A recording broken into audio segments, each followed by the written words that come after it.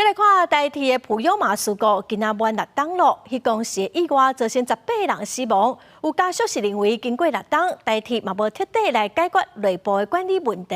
嘛，这个行政的调查报告提出来的行车记录器的影片，毋是迄当时事故的影片。2018年10月2日发生普悠玛排练并车的事故，夺走18条宝贵的性命。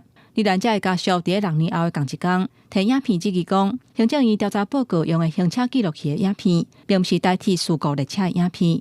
包括运安会、宜兰地检署、地方法院、甲高等法院的判决书，拢写16点49分27秒，车已经开始变去。不过影片煞不是安尼。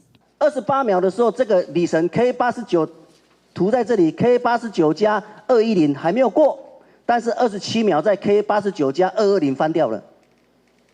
判决书就这样写，然后你觉得司机冤不冤枉？他一定是有经过相当的调查之后才会有这个判决啊，当然是尊重司法判决啊。当届大汉查某囝当小玲，伊失去8个亲人，伊真生气批评讲，已经6年过去啊，台铁要是持续把责任拢撒互这个司机尤金忠，内部的管理甲系统性的问题，要是无检讨甲反省，甚至台铁的高层最近还佫加薪水。种种制度的问题，拢亲像互家属鼻疼的空喙，佫一概离开。所有的数据都指向台铁不清不楚、不明不白，只是最推基层而已。当小玲回头看旧年，也就是事故发生了后的5年，迄当阵行政院副院长陈文才捌答应讲，相关的单位爱互因一个交代。不过即马1年过过啊，伫共款的所在举行记者会，家属也是无得到答案。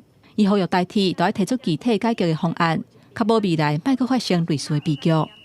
记者综合报道。